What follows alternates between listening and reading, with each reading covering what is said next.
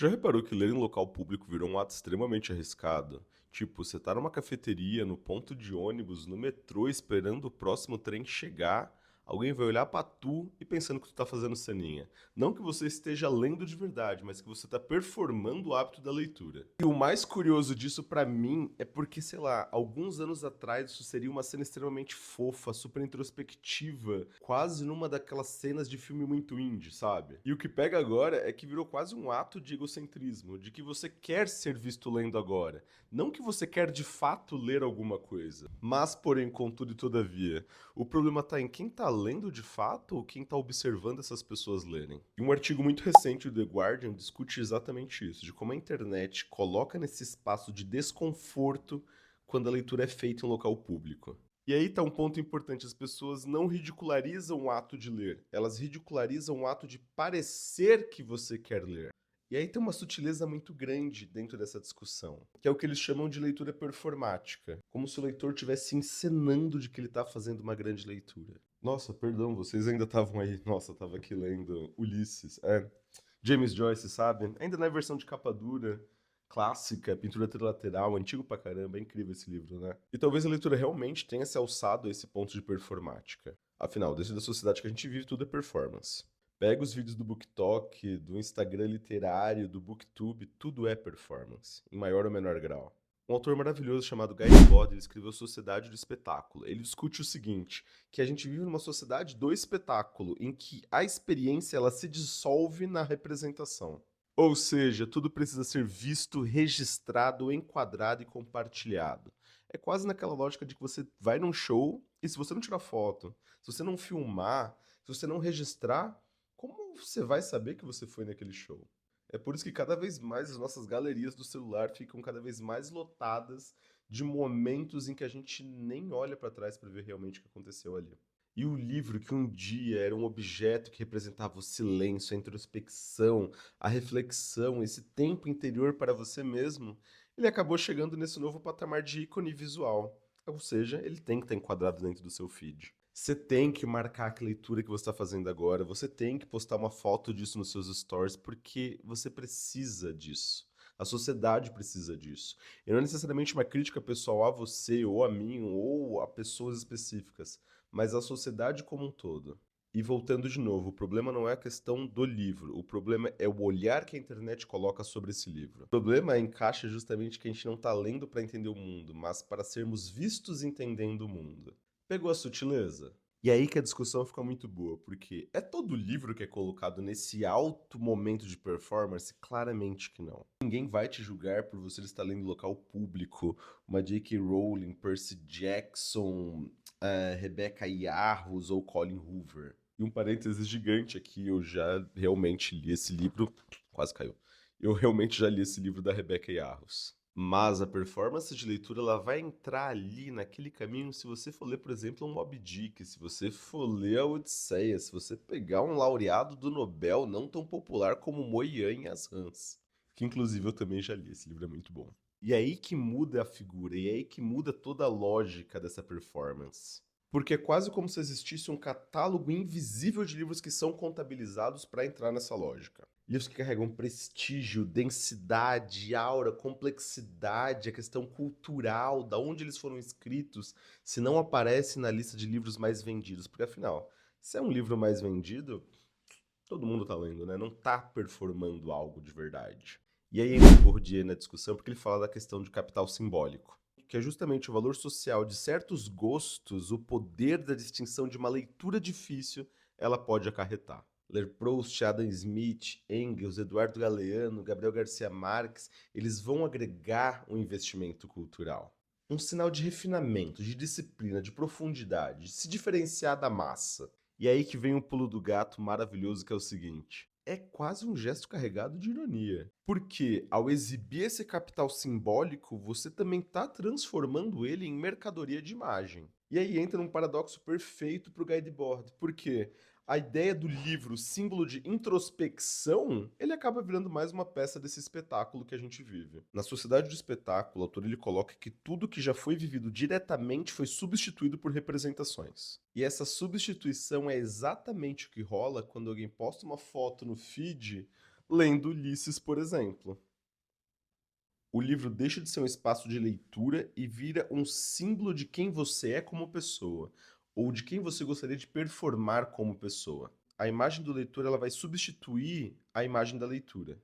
E o gesto de abrir um livro vira um ato social. Afinal, olha pra mim, cara. Eu tô lendo um livro muito bom. A problemática é enquanto a gente está criando esse imaginário de leitura, o número real de leitores está cada vez em queda. A estética venceu a prática, ou seja, parecer leitor é mais importante do que realmente ser leitor. E aí entra de novo naquela lógica. Enquanto nas redes o livro ele é fetichizado, na vida real ele é literalmente esculachado e deixado para escanteio. E isso a gente consegue até notar que o que importa é realmente a capa, o conteúdo do livro, são outros 500.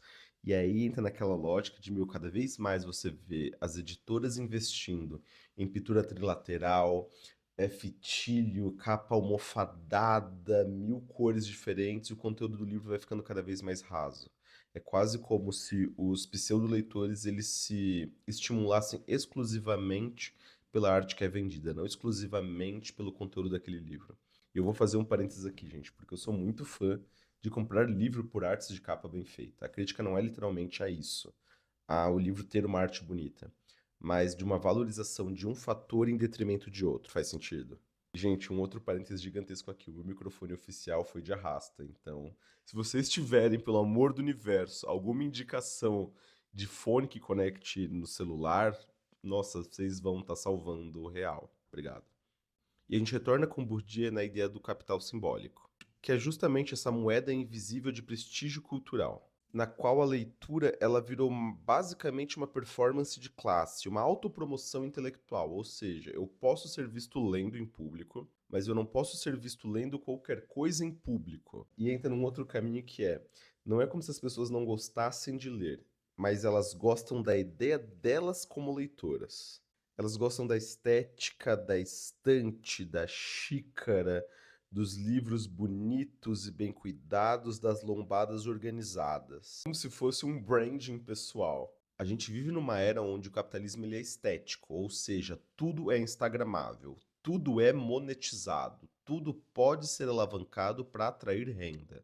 E por isso que cada vez mais o bom gosto literário está se colocando como uma forma de diferenciação online.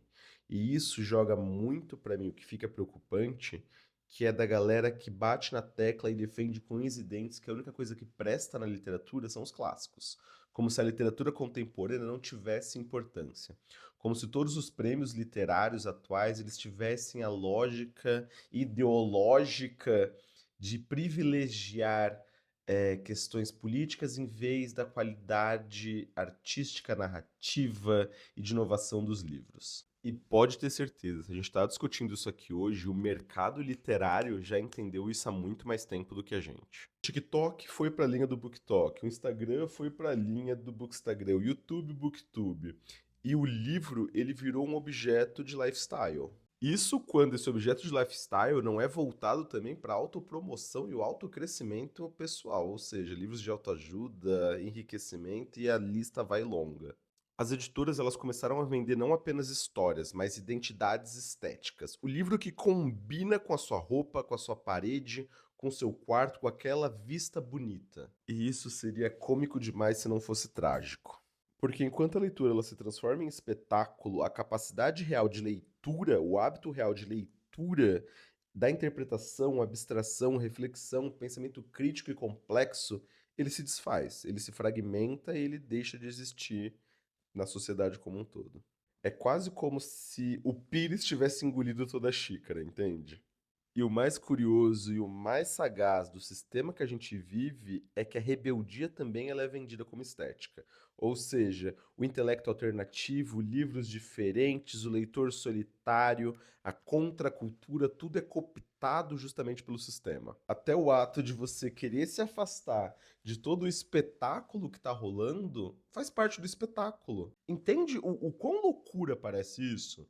E de novo, para finalizar a linha com o Debord, o espetáculo, ele apropriou até a própria negação desse espetáculo. E tudo isso para chegar que a leitura virou essa contradição deliciosa, onde que ler vira símbolo de resistência e também de vaidade, que é a ideia do gesto solitário de leitura numa cafeteria, no metrô, também é profundamente público, de que o sinal de profundidade às vezes esconde uma superficialidade performada. A gente vive num período em que tudo parece claro e ao mesmo tempo extremamente difuso. E o mais engraçado é que, mesmo sabendo disso, a gente ainda segue os mesmos passos, continua fazendo as mesmas coisas. Porque a gente ainda acredita no livro, a gente ainda acredita que os livros eles carregam discussões, momentos que as redes sociais elas são incapazes de fazer. Por isso que a gente utiliza ainda, mesmo dentro dessa lógica da resistência que foi cooptada pelo sistema, de não desistir dos livros, porque é um caminho sem volta esse processo de desistência. A gente ainda acredita firmemente que a leitura é o que pode salvar. E talvez seja isso que mais incomoda, porque o livro ele representa um ideal de foco, de paciência, de silêncio, de coisas que estão quase em extinção. E o livro para o sistema, ele ainda é um empecilho muito grande. Porque como ele é um processo extremamente individualizado, de certa forma, introspectivo, de reflexão, dentro de um tempo que a gente precisa estar hiperconectado o tempo todo, participar de todas as discussões, entender tudo que está lendo, o livro ele ainda é muito na contramão de tudo isso. Então, para o sistema, ele ainda é um empecilho muito forte. Por isso que o hábito de leitura ele quase nunca é estimulado. E no fim das contas, a leitura ela é um ato de escolha. Da mesma forma que a gente escolhe nossas roupas, o que a gente vai comer, o que a gente vai tomar e por aí vai. E por isso que quando eu penso nas escolhas que eu faço em termos de roupas, as roupas da Insider para mim parecem as mais coesas do porquê utilizar e como utilizar. O ato das minhas escolhas por roupas também faz super sentido. Então, sei lá, eu já tô vestido pra gravar esse vídeo e que logo depois eu tenho um outro rolê pra fazer e mesmo eu estando sentado super jogado, essa roupa se adequa totalmente no meu corpo e vai se adequar totalmente quando eu já dá um rolê daqui e ela vai se assentar tranquilamente. Então, são escolhas que a gente pode fazer porque é melhor pra gente. Uma outra coisa importante, dá uma olhada também na descrição do vídeo, porque eu coloco o meu link da Insider e meu cupom de desconto de 15%, gente.